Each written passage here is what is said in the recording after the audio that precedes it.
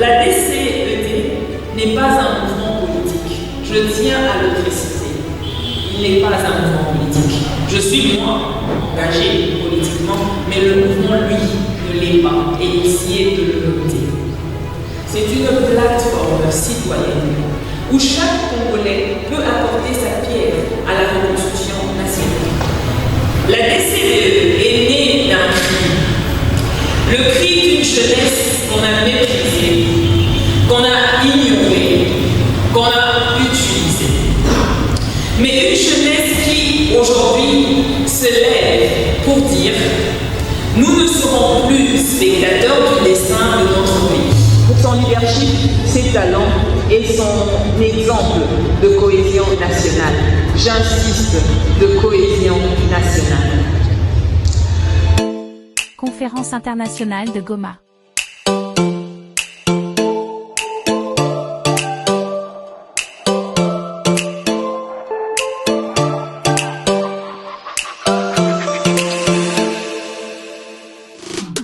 Présentation officielle des panélistes. Leader visionnaire et patriote engagé, Sandrane Kulu incarne une nouvelle génération de femmes congolaises qui bâtissent le changement par l'action. Formée au Royaume-Uni en communication et production médiatique, elle a fondé la DCED pour unir les forces vives du Congo et de la diaspora autour d'un objectif clair, reconstruire le pays par la jeunesse, l'unité et la responsabilité citoyenne. Scientifique congolais de renommée internationale, le professeur Freddy R. Kaniki est titulaire de 2 doctorats en pharmacie clinique et en épidémiologie de l'Université du Colorado à Denver. Il dirige un programme post-doctoral aux États-Unis et enseigne dans plusieurs universités, dont l'Université Ebenezer de Minembwe.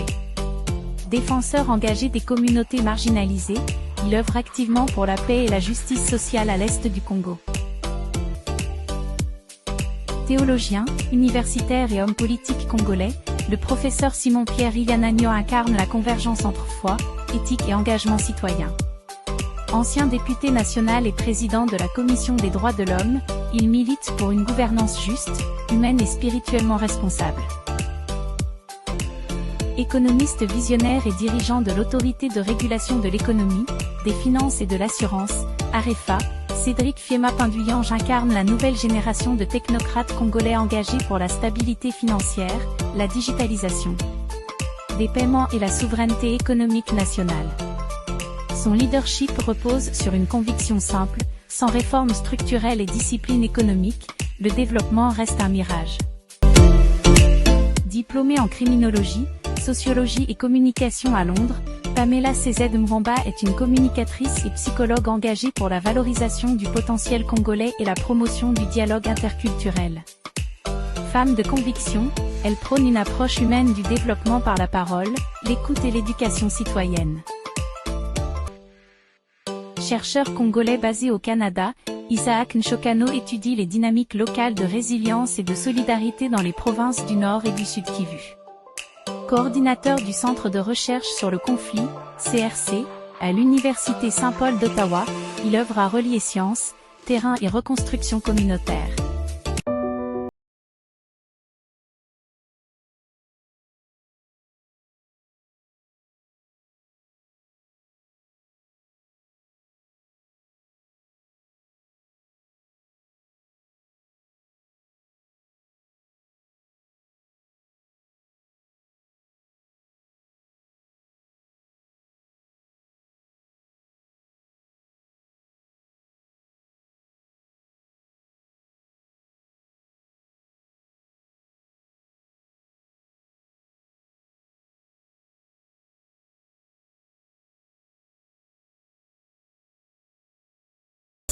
Après plusieurs mois de préparation, la dynamique de Congolais engagés pour le développement DCD a organisé une conférence internationale à Goma qui a réuni de jeunes leaders, chercheurs et acteurs de la société civile. Cette conférence était centrée sur 3 piliers majeurs. Il s'agit notamment de la jeunesse, la cohésion nationale, la reconstruction de la République démocratique du Congo. Avant de donner les goûts de cette conférence qui a duré 2 jours, la fondatrice et initiatrice de la DCD a présenté ses civilités au maire de la ville de Goma, Julien Katembondalieni, avant de se rendre au lieu de la conférence. D'après la fondatrice de la DCD, Sandra Nkulu-Kyungu, cette conférence vise à repositionner la jeunesse congolaise comme moteur du changement et pilier du développement durable.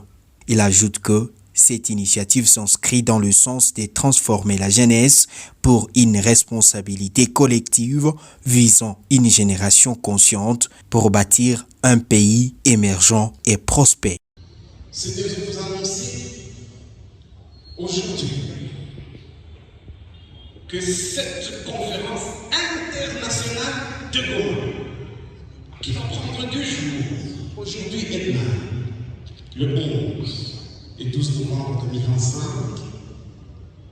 met la jeunesse à la première place. Pas n'importe quel jeune. Il y a des mots-clés. Le travail, le dynamisme, la discipline. Dans ce monde d'ouverture que je lance, je suis très heureux. Après tout ce temps, à Goma, 11 mois, je vois des jeunes dynamiques qui viennent réfléchir pour des questions dynamiques. C'est ainsi que sans trop prendre du temps, nous allons avoir l'historique, la mission et la vision de ce qu'on appelle la dynamique des Congolais engagés pour les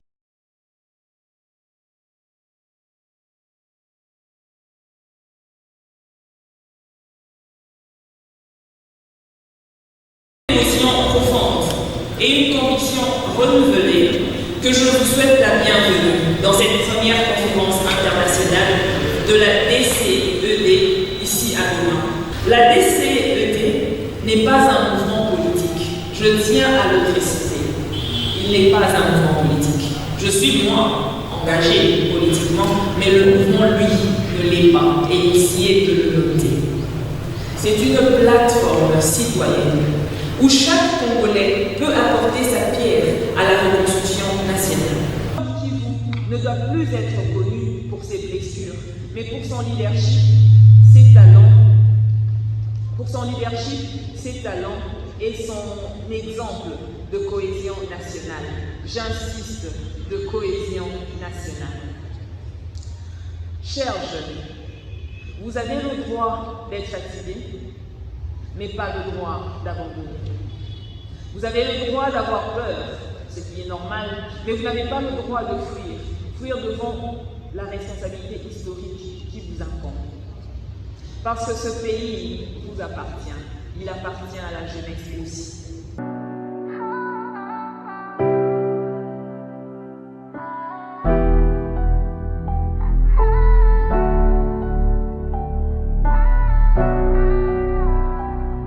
Je suis de cette génération qui a trop entendu les promesses et trop peu vu les actions. Alors, j'ai décidé d'agir. La DCDE est née d'un cri. Le cri d'une jeunesse qu'on a méprisée, qu'on a ignorée, qu'on a utilisée. Mais une jeunesse qui, aujourd'hui, se lève pour dire: nous ne serons plus spectateurs du destin de notre pays. Nous sommes la génération du faire, pas du dire. Nous sommes la génération du relever, pas du pleurer. Nous sommes la génération du bâtir et pas du subir. Et notre vision est claire. Faire du citoyen congolais le moteur de la transformation nationale. Pas un spectateur, pas une victime, mais un acteur conscient, debout et engagé. Nous avons choisi Goma. Pour commencer, c'est parce qu'ici, plus qu'ailleurs, le mot reconstruction n'est pas un théorie, il est vécu. Ici, la jeunesse a connu la douleur, mais elle n'a pas cédé. Elle s'est relevée, elle a entrepris, elle a espéré. Et c'est précisément cette énergie, cette soif de la paix et de la dignité que la DCED veut amplifier. Pendant ces 2 jours, la salle de Bédégel a reçu plusieurs jeunes venus dans différents coins de la ville de Goma et certains venus de Bukavu, une ville de la province voisine, le Sud Kivu. C'est comme vous pouvez le constater sur ces images, ces jeunes ont répondu massivement jusqu'à claquer la salle. Un signe qui montre la résilience. Étant donné que cette conférence est internationale, les intervenants sont venus de différents pays comme Pamela Wemba, venus de l'Angleterre et certains de la République démocratique du Congo. Ils sont ici tour à tour.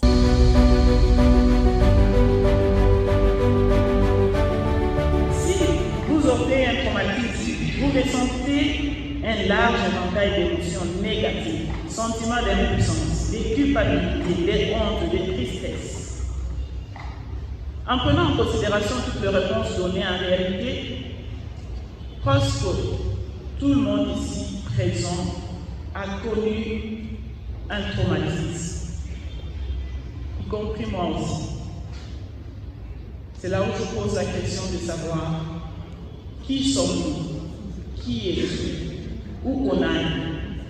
Cette question trouve sa bonne réponse dans une réflexion sur soi-même qui nous aide à guérir et à nous pousser à avancer vers une résilience positive.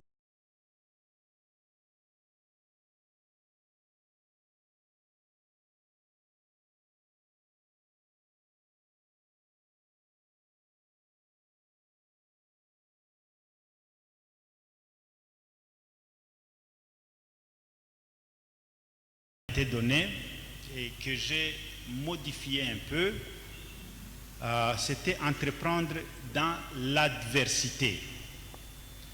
J'ai préféré parler d'entreprendre dans la diversité. L'adversité dans notre région vient du fait que nous n'avons pas su gérer la diversité.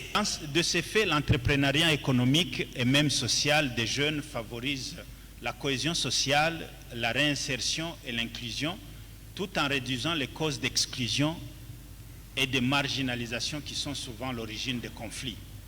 Il est donc clair de dire que l'entrepreneuriat, particulièrement celui des jeunes, dans les contextes post-conflit, joue un rôle moteur pour la reconstruction sociale et économique. Il favorise la réinsertion des victimes du conflit et crée des espaces de socialisation et de collaboration entre groupes divers, ce qui contribue à la cohésion sociale, au vivre ensemble ou cohabitation pacifique ainsi qu'à la paix durable. Donc, l'entrepreneuriat dans la diversité chez les jeunes est ainsi un vecteur puissant pour libérer le potentiel latent, créer de l'emploi, encourager l'innovation et renforcer la cohésion sociale.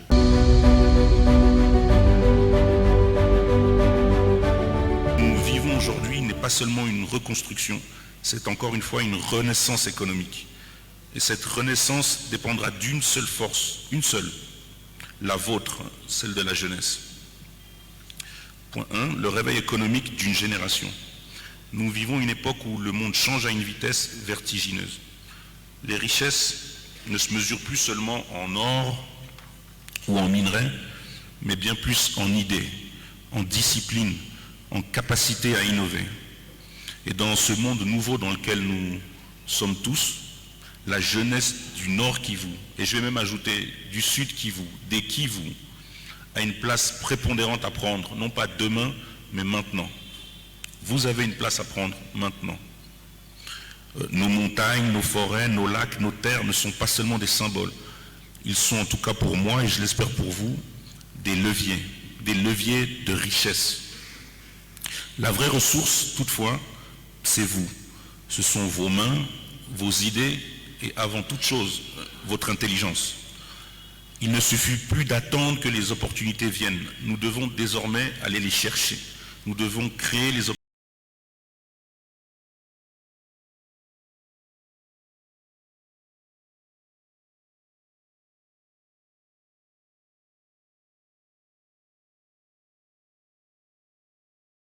cohésion comme moteur du développement. Je viens du Sud Kivu, mais moi je suis aussi un garçon de Goma. Pourquoi? Parce que moi je suis arrivé à Goma la première fois en 87. Je pense qu'il y en a beaucoup qui n'étaient pas encore nés. Parce que j'étais venu au grand séminaire. Vous voyez qu'il y a Nyagote là-bas, à Bouimba. Moi j'ai étudié là-bas, avec l'abbé Gisamonyo. Et moi, venant de Chabunda, là, de ma forêt, là, chez les Barega, je n'avais jamais vraiment été confronté à la question de la cohésion par rapport à la question, ce qu'on appelle la question rwandaise ou rwandophone. C'est ici, à Bouimba, que j'ai été confronté à ça pour la première fois. Le mensonge politique, le manque de sincérité. Comme député, là, j'ai participé à beaucoup de réunions, comme je m'occupais du droit de l'homme. On est allé à des conférences, à des ateliers, même à Uvira, là. Les Babembe, les Banyamulenge, les Bafulero, c'est la même question à Nitouri. Mais on n'est pas sincère. L'autre ennemi, c'est l'absence de l'État. Et c'est le principal ennemi que nous avons.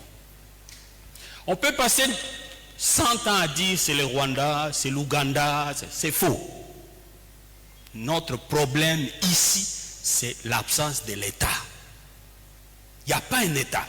Nous devons construire un État. L'État, c'est quoi?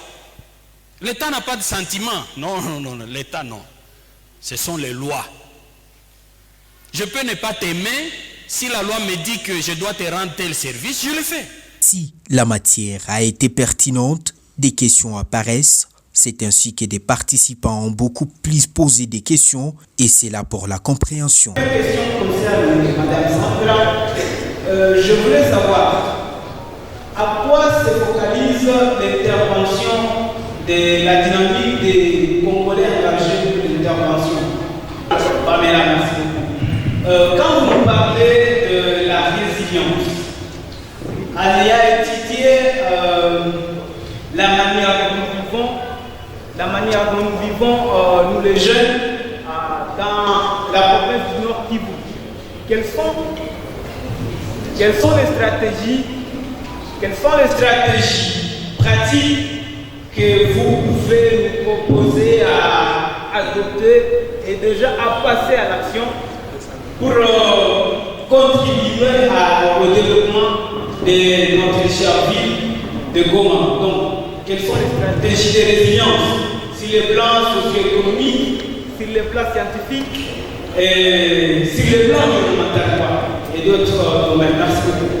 Des questions initiales. La première est savoir, je m'adresse uniquement à Mme Sandra.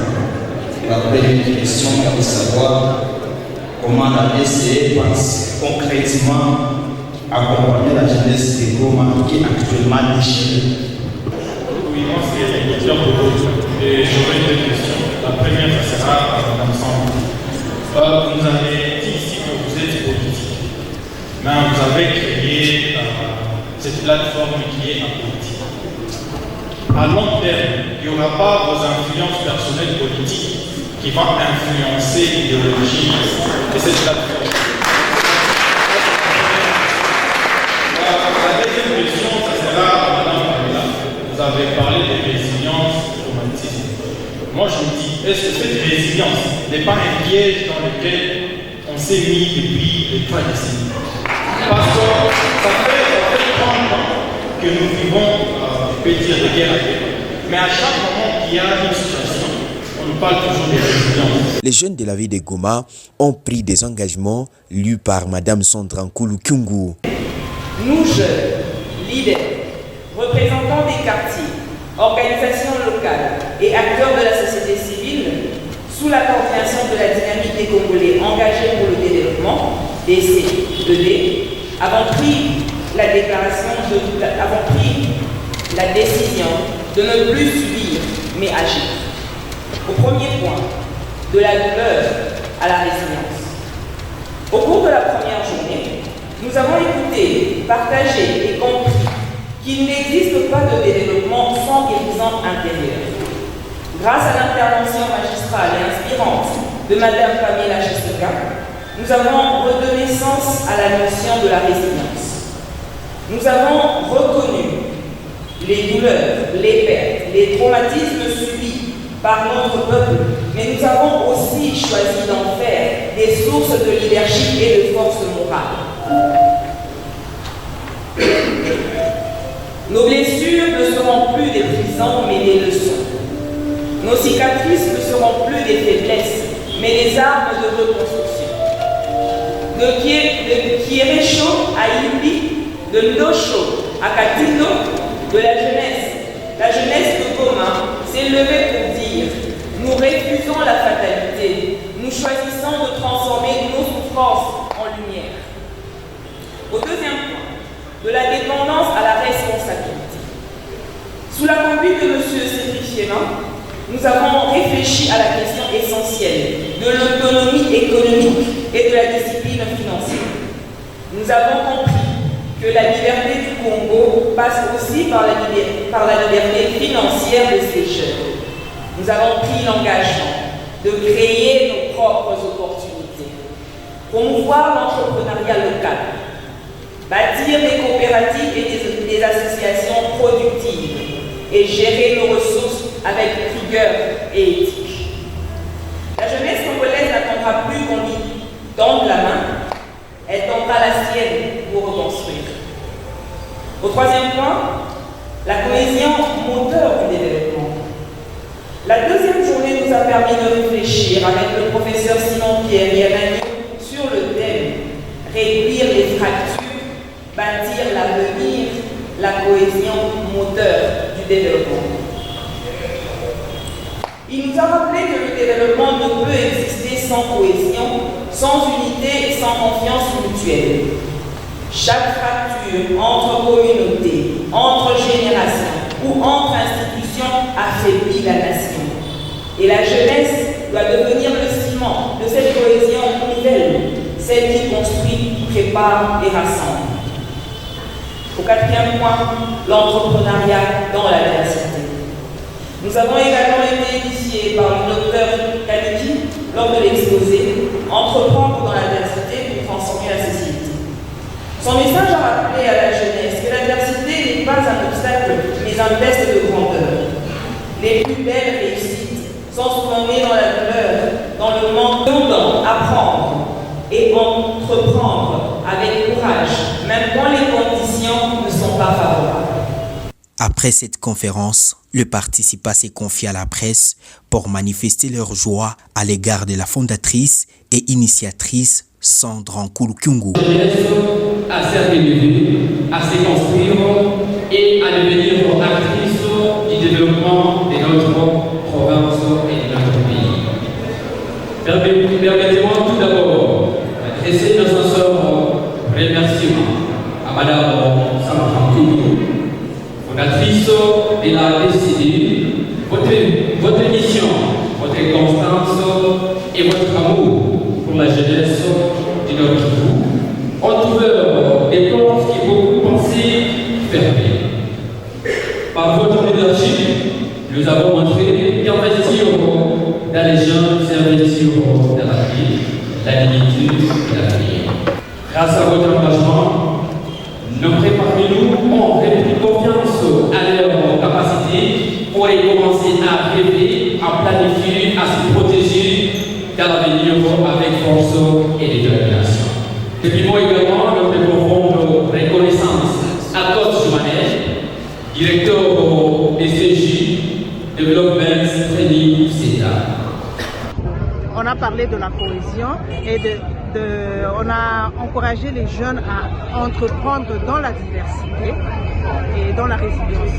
Et ça, c'est vraiment très important.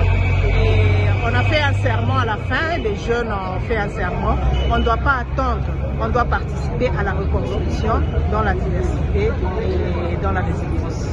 Les jeunes veulent faire partie de la reconstruction de notre pays parce que sans jeunes, on ne peut rien faire. C'est le futur de notre pays. Verva, adepte de leadership transformationnel, je étais parmi les participants à cette conférence organisée par la dynamique des Congolais et engagé pour le développement. Moi, pendant les 2 jours, je suis très content et heureux d'ailleurs de participer à cette conférence parce que j'ai eu à apprendre au moins 3 notions capitales.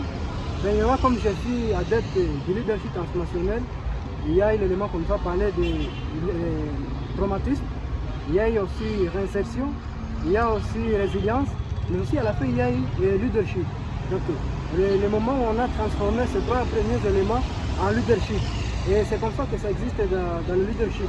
Donc on change les mauvais souvenirs en leadership où on peut bien diriger via ces mauvais souvenirs. Et c'est pourquoi pour moi ça a été le sens d'avoir bénéficié de ce genre de formation via les 2 jours de la rencontre.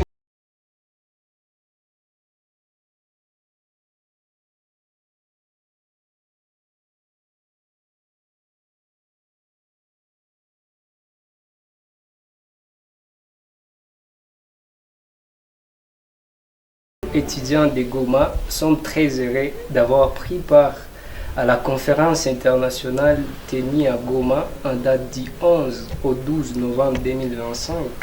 Et comme tous nous le savons, Nelson Mandela disait « L'éducation est l'arme la plus puissante pour changer le monde ». Alors, les étudiants de Goma font face à plusieurs difficultés.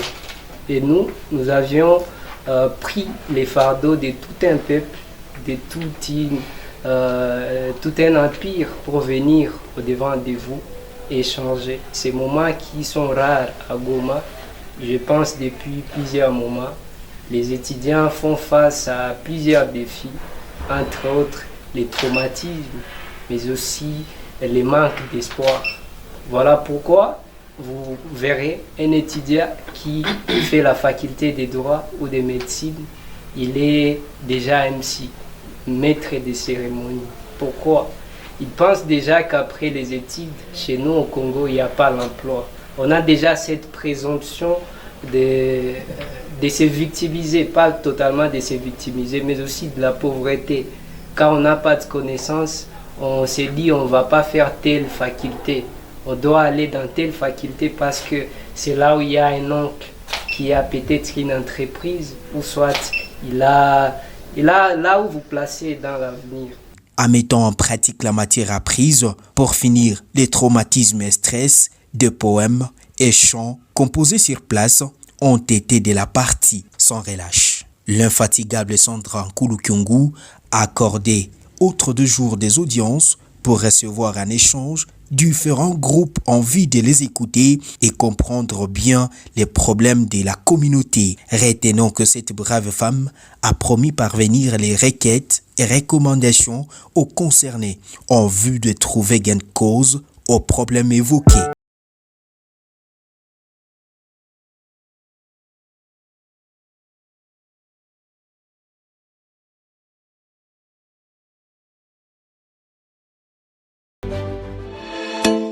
Conférence internationale de Goma.